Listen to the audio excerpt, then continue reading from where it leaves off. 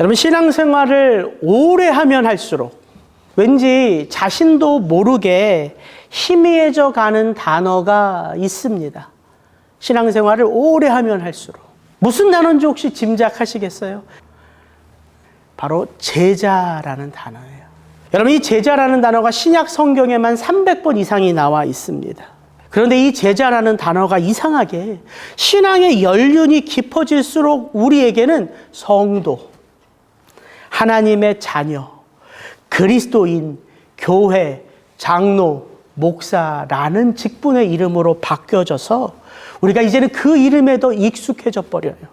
그래서 제자라는 이름은 사라지게 되지요. 그래서 저는 오늘 여러분과 함께 살펴보고 싶은 게 있어요.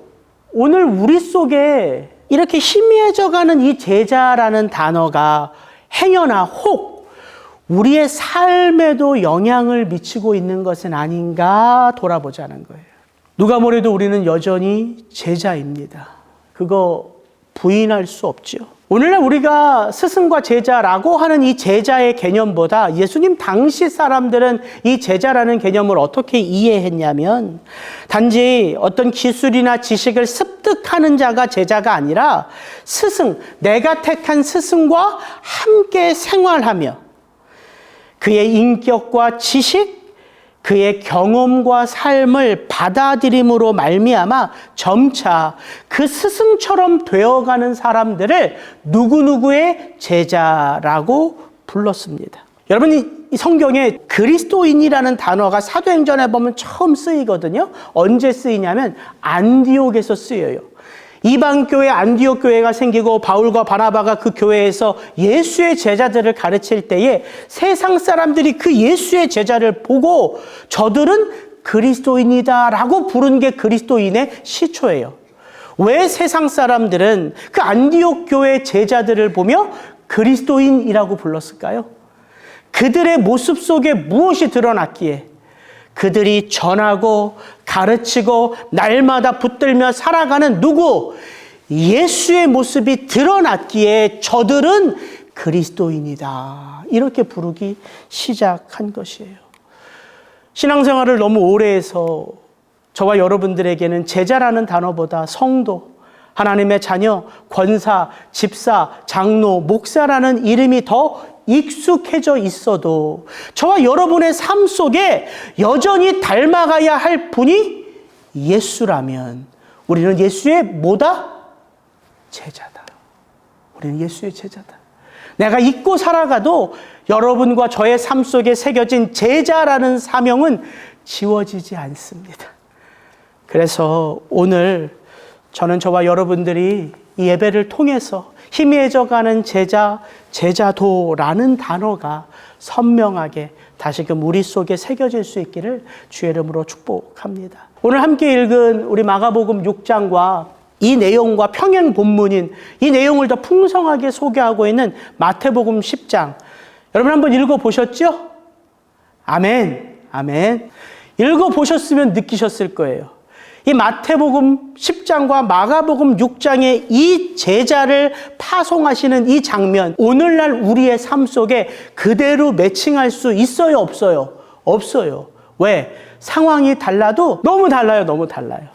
그래서 오늘 이 마가복음 6장 7절부터 14절, 마태복음 10장은 주석을 잘하고 해석을 잘하는 게 중요하지 않겠더라고요. 왜? 적용 포인트가 너무 다르니까.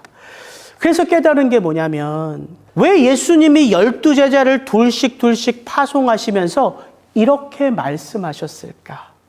주님이 이렇게 말씀하신 것은 그들의 마음속에 무엇을 깊이 새기기를 원하셨을까? 주님의 마음을 한번 돌아보면 오늘 여전히 이 땅의 제자로 살아가는 우리의 삶을 깊이 돌아볼 수 있지 않을까? 그런 은혜가 저와 여러분에게 발견되기를 그렇게 축복하는 마음으로 말씀을 전합니다. 오늘 말씀 우리 6장 7절부터 9절 먼저 한번 읽습니다. 12제자를 부르사 둘씩 보내시며 더러운 귀신을 제어하는 권능을 주시고 명하시되 여행을 위하여 지팡이 외에는 양식이나 배낭이나 전대의 돈이나 아무것도 가지지 말며 신만 신고 두벌 옷도 입지 말라 하시고. 예수님은 이번 여행을 위해서 제자들에게 오직 지팡이 외에는 양식이나 배낭, 돈, 두 벌 옷도 가지고 가지 마라. 신은 신발, 입은 옷이면 족하다. 이렇게 말씀하시면서 그 제자들을 파송하셨어요. 제가 이 말씀을 이렇게 읽는데 왜 예전에 저는 뭐 CCC가 아니었지만 제 주변에 CCC 멤버들 방학 되면은 이 CCC 멤버들이 선교 여행 하거든요. 그들의 모습이 좀 떠오르더라고요. 학생들에게 여름이 되면 아주 심하게 하드 트레이닝 하는 거. 선교지를 정하고 선교 날짜가 정해지고 모든 돈을 자비량으로 자기가 버는 거예요. 그래서 우리 과의 어떤 친구들은 아르바이트도 하고 친구들한테 기도 편지도 쓰면서 헌금도 받고 이런 대목이 생각이 나더라고요. 왜 예수님은 제자들을 파송하시면서 이런 삶을 살도록 하셨을까요? 답은 너무 분명해요. 내 인생, 나의 삶, 누가 책임지신다? 나를 부르시고 택하시고 보내신 분이 책임져 주신다. 그런 의미에서 그때 그 CCC나 예수전도단의 그 선교 훈련은 저는 아주 가치 있는 훈련이라고 생각해요. 왜냐하면 학생 때부터 내 인생의 주인이 누구임을, 하나님임을 체험하는 거거든요. 요즘 우리 아이들은 과연 어떤 훈련을 하며 자라가는지 잘 모르겠어요. 여러분, 누가 이 12제자를 부르셨습니까? 예수님이세요. 예수님은 앉아서 찾아오는 제자들을 맞이하신 게 아니라 직접 찾아가 그들을 부르셨어요. 그리고 오늘 제자로 살아가는 저와 여러분들에게도 그러한 삶을 요청하시죠. 너희는 가서 모든 종류의 사람들로 하여금 내 제자가 되게 하라. 이게 그레이트 커미션이죠. 내 주변의 사람들을 살펴봐. 누가 예수가 필요한지를 찾아 나서라. 이게 우리에게 요청하신 예수님의 부름이십니다. 직접 그들을 찾으셨고요. 직접 그들과 함께 하셨고요. 이제 직접 그들을 보내시는 분이 예수님이세요. 그럼 예수님이 그들을 보내실 때 그냥 보내셨나요? 아니요. 마태복음에 보면 어떤 권능으로 보내셨는지가 마가복음보다 더 자세하게 이렇게 나옵니다. 예수께서 그의 12제자를 부르사 더러운 귀신을 쫓아내며 모든 병과 모든 악한 것을 고치는 권능을 주시니라. 예수께서 이 12를 내보내시며 명하여 이르시되, 더러운 귀신을 쫓아내며 모든 병과 모든 악한 것을 고치는 권능을 주심으로 보내셨어요. 지금 이 마태복음에서 마태가 말하는 이 권능, 누구에게서 받던 권능이에요? 예수님이죠, 예수님. 우리가 예수님의 터치 시리즈를 보면서 본 게 그거 아닙니까? 병든 자를 고치시고 귀신을 쫓아내시고 죽은 자를 살리시고 말씀으로 모든 만물을 다스리는 권능이 누구에게 있다? 내게 있다. 이 권능이 이제 누구도 받았다. 너희도 받았다. 그냥 보내신 게 아니에요.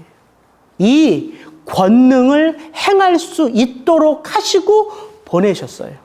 그럼 이렇게 한번 생각해 볼 수 있죠. 그들이 받은 이 권능이 도대체 어떤 권능인지, 그들의 삶 속에서 어떻게 드러나는 권능인지, 그들이 언제 알 수 있을까요? 그 권능이 필요한 자를 만나면 알 수 있죠. 그죠? 죽은 자를 만나면 알 수 있고, 병든 자를 만나야지 알 수 있고, 귀신 들린 자를 만나야 알 수 있고, 삶에 어려운 문제가 있는 자를 만나면 알 수 있어요. 그들 속에 있는 믿음과 예수님이 내게 주신 권능이 접붙임바 되어 하나님 나라의 역사가 바로 그 자리에 임하는 것을 그때 알 수 있다고요.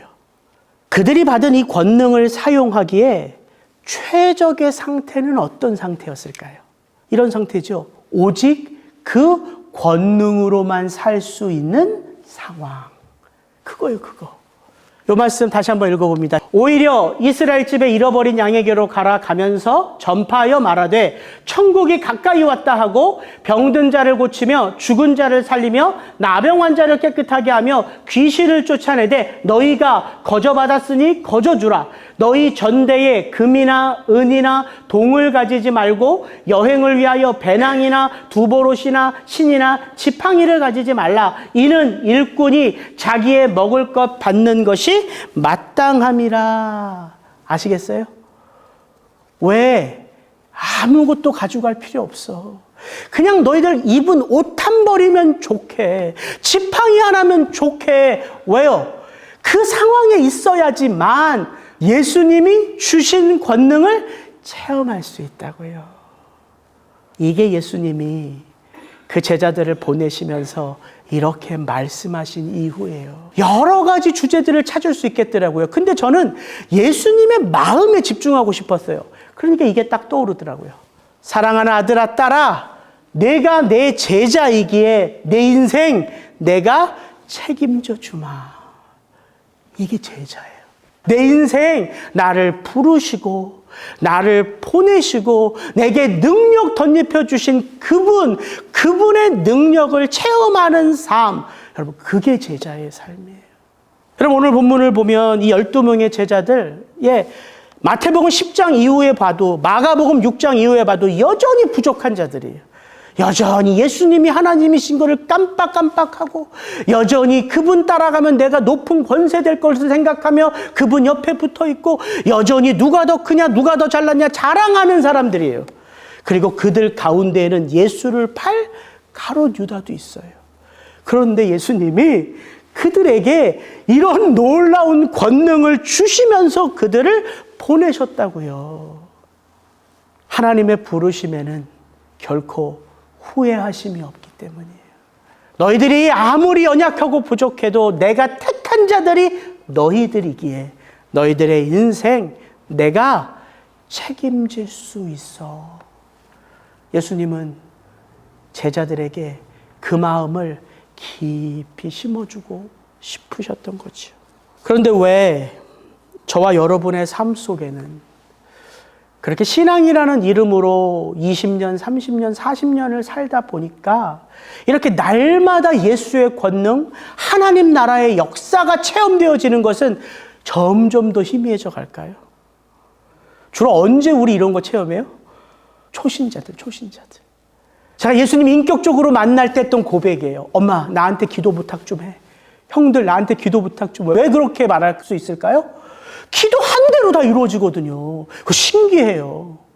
예수님을 인격적으로 만나고 그분이 너무 좋아서 삶이 신나지면 기도가 누가 하라고 해서 하는 게 아니라 저절로 되고요. 기도 한 대로 응답이 돼요. 예수님도 참 기가 막히신 분이야. 요때 은혜를 줘야지 믿음이 계속 되겠구나 하니까 기도 한 대로 응답하신다고요. 근데 이게 10년, 20년, 30년 지나면 기도는 하죠. 예배도 잘 드리고 말씀도 보죠. 그러나 뭐는 잘 안 일어나요? 역사는 잘 안 일어나요. 여러분 삶을 한번 가만히 돌아보십시오. 참 그게 신기해요. 왜 그러냔 말이죠. 왜?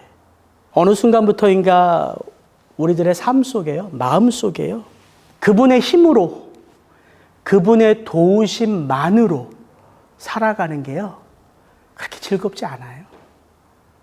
주님, 저도 이제 좀 알아요. 믿음이 뭔지도 알고 어떻게 하면 하나님의 축복을 받는지도 알고, 주님 저도 아는데 이런 고난 이제 그만 좀 하세요, 주님. 이런 마음이 들기 쉽다고요. 그래서 좀 있으면은 예수님한테 이렇게 좀 튕기기도 해요. 누구를 또 찾아가라고요, 주님? 제 코가 석자인데요? 이렇게 좀 튕기기도 해. 그러면서 조금 더 나아가면 주님한테 이런 원망도 하지. 그만 좀 하세요, 이제. 주님, 이렇게 저 닥달하지 않아도 예수 잘 믿습니다. 이런 게 우리 신앙의 모습 아니냐고요. 이런 게. 그러다 보면 우리의 삶 속에요, 하나 둘 쌓아져 가는 게 있어요. 여벌의 옷, 여벌의 심, 여벌의 돈, 여벌의 배낭, 이런 것들이 하나 둘 쌓여가기 시작하고요.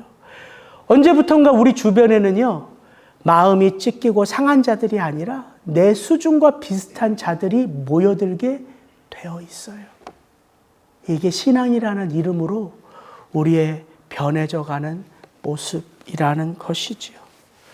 그래서 누가 뭐래도 성도의 삶 속에는요, 멈추지 않는 게 꼭 하나가 있습니다.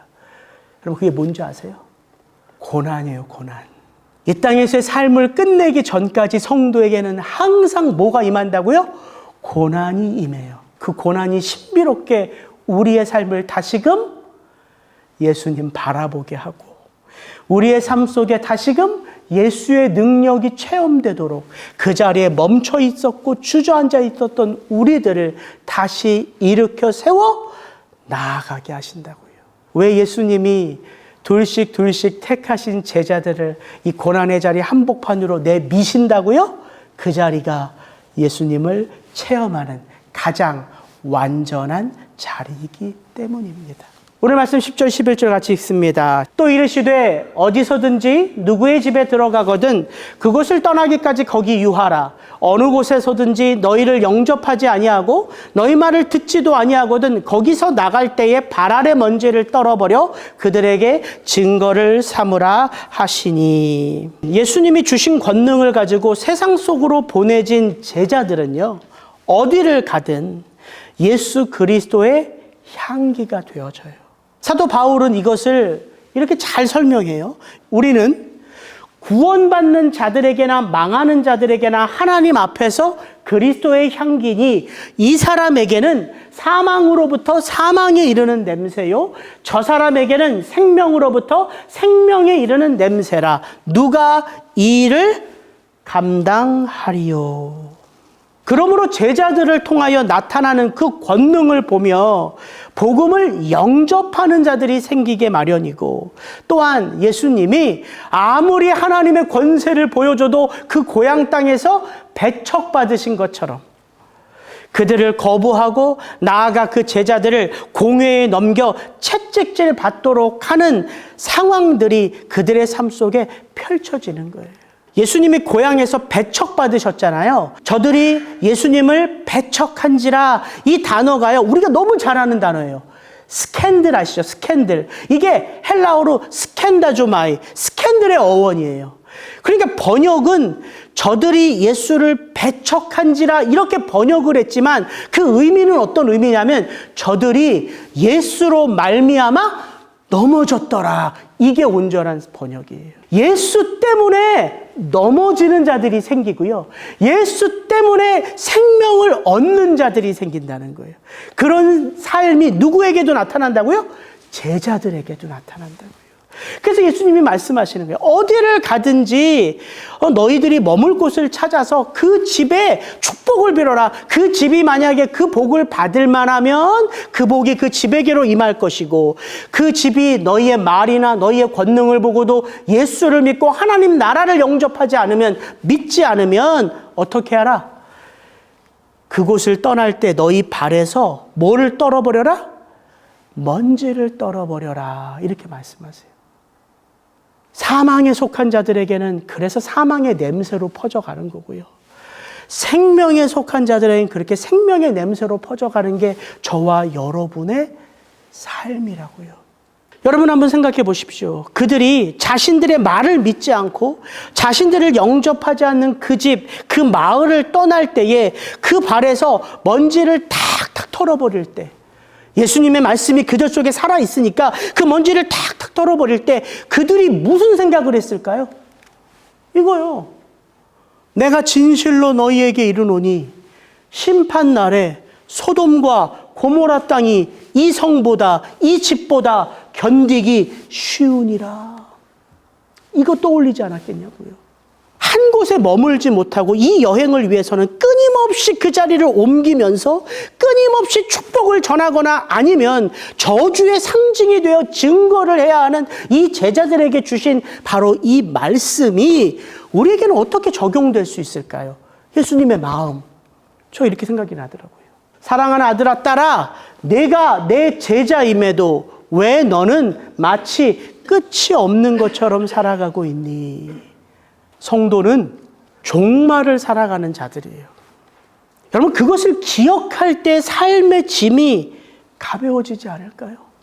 내가 마지막을 살아가니까, 내 삶에 덜하는 건 없으니까 무겁게 덕지덕지 내 삶을 짊어지고 갈 필요가 없는 거죠. 그것을 기억할 때 무엇인가 내 삶 속에 풀린 것을 매듭짓고 싶은 마음이 들지 않을까요?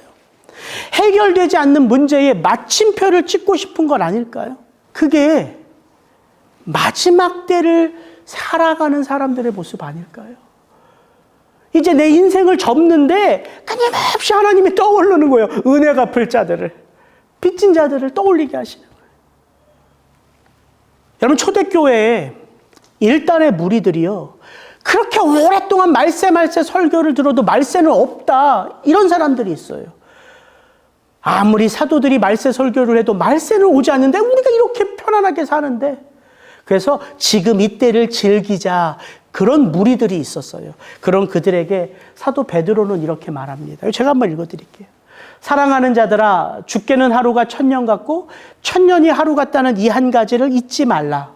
주의 약속은 어떤 이들이 더디다고 생각하는 것 같이 더딘 것이 아니라 오직 주께서는 너희를 대하여 오래 참으사 아무도 멸망하지 아니하고 다 회개하기에 이르기를 원하시느니라. 그러나 그 날이 도둑같이 오리니 그 날에는 모든 일이 다 드러나리라. 이 모든 것이 이렇게 풀어지리니 너희가 어떠한 사람이 되어야 마땅하냐. 거룩한 행실과 경건함으로 하나님의 날이 임하기를 바라보고 간절히 사모하라. 여러분, 정말 지금 그 하나님의 날을 바라보며 간절히 사모하며 기다리고 계세요. 행여나 오늘 저와 여러분의 삶 가운데 마치 이 끝이 오지 않을 것처럼, 아니 적어도 이 수천 년이 마지막 종말이라고 지나온 게 삶인데 적어도 내 때에는 이런 날은 오지 않을 거야 생각하며 살아가시는 분들이 있다면 그분의 그 삶의 자리에 제자의 삶은 꽃피울 수 없어요. 근데 문제는요, 제자의 삶이 꽃피워지지 않는다는 말이 무슨 말이냐면요, 저와 여러분의 삶 속에요, 예수님의 성품이 열매 맺지 못하고 있다는 말과 같은 말이에요.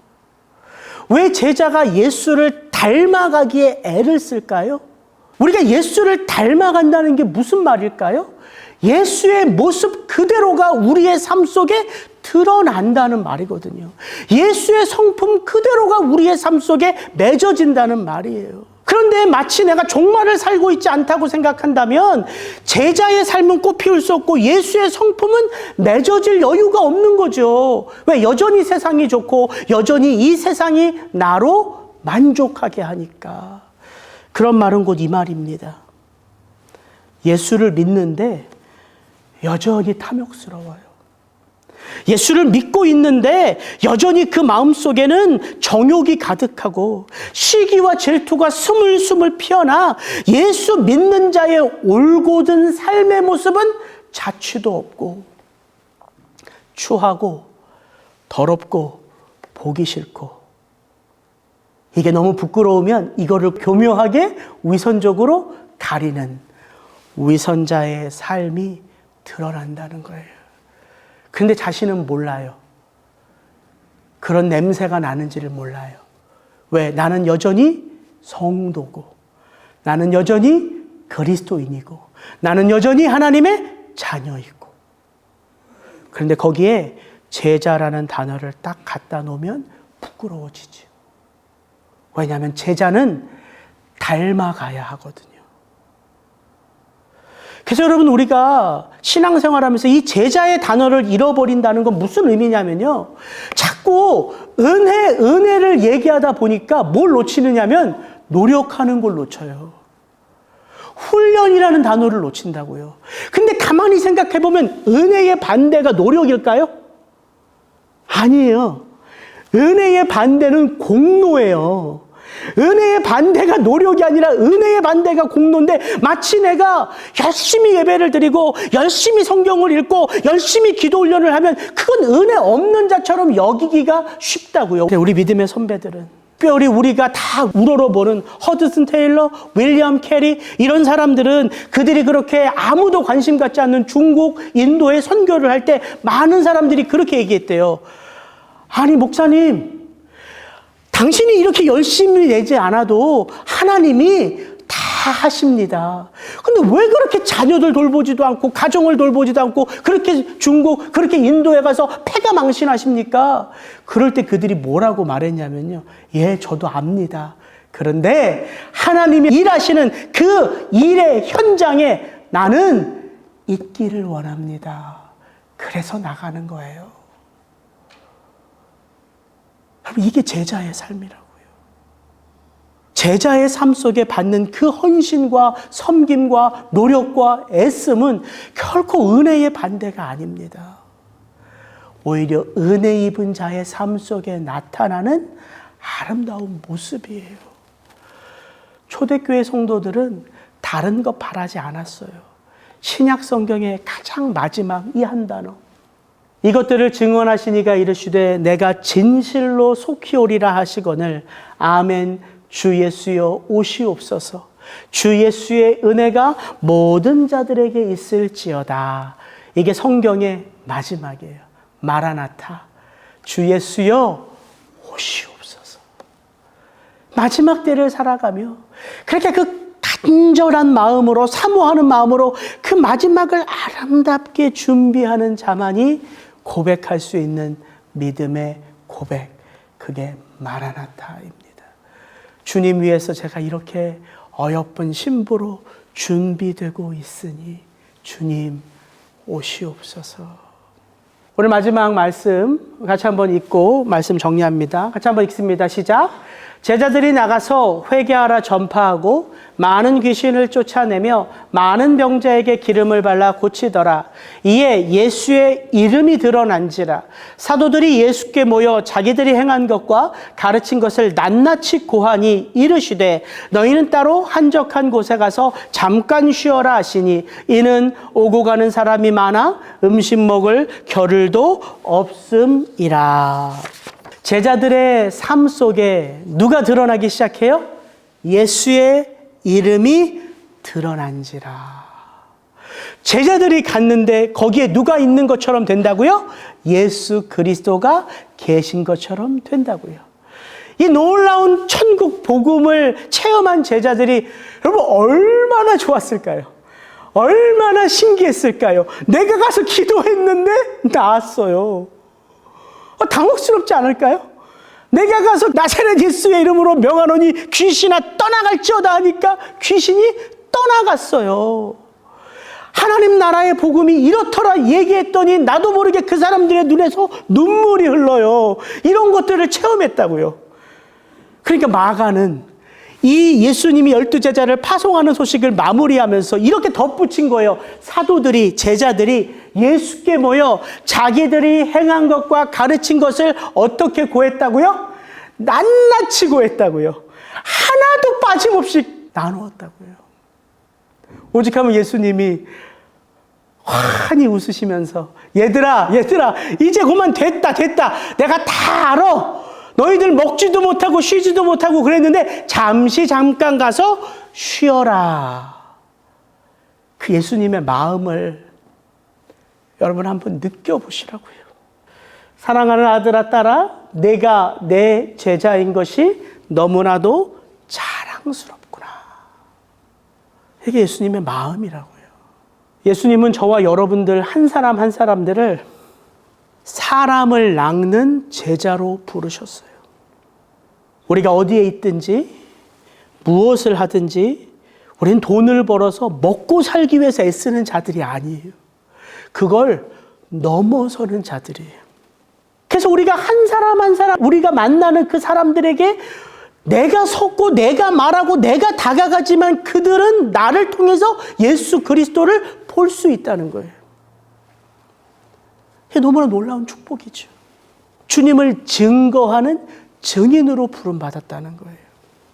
그러므로 저와 여러분이 늘 숨쉬고 호흡하고 만나고 살아가는 그 삶의 울타리 속에서 우리는 무엇을 바라보고 무엇을 기대할 수 있는 자냐면 내가 하지만 누가 내 이름으로 해주신다?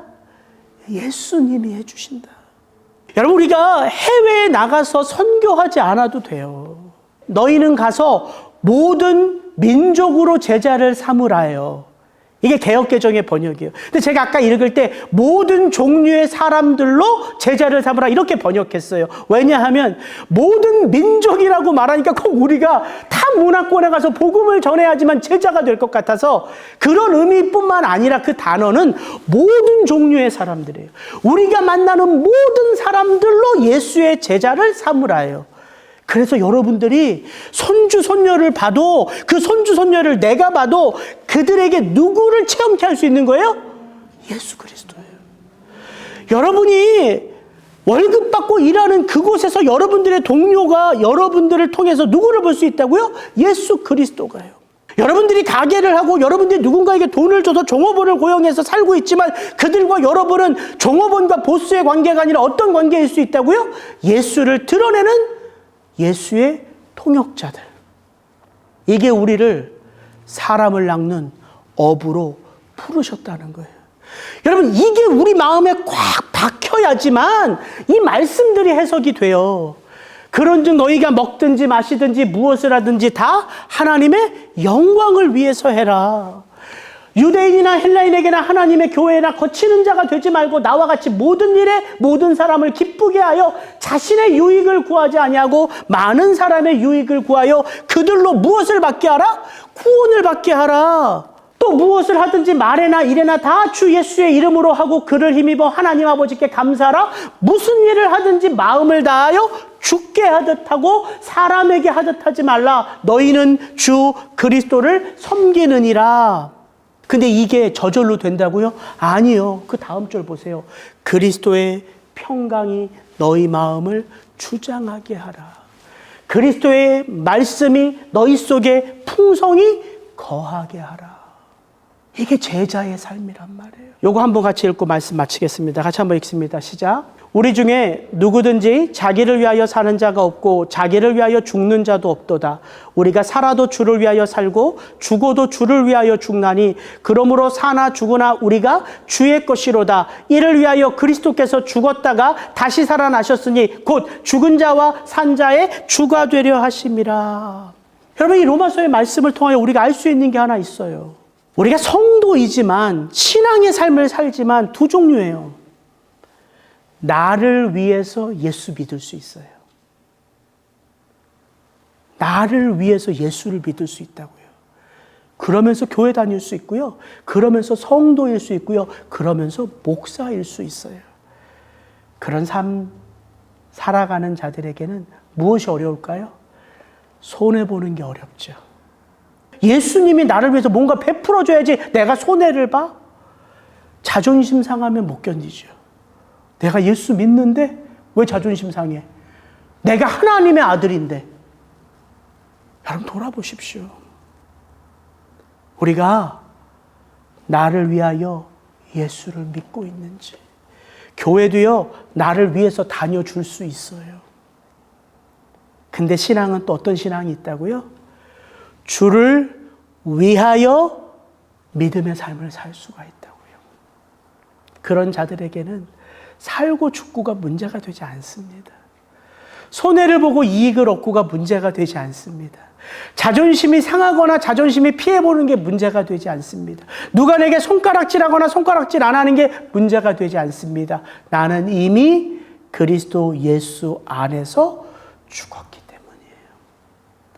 그래서 나는 그분을 새로운 삶을 통하여 닮아갈 뿐이에요. 여러분들을 격려합니다. 여러분 잘하고 계세요.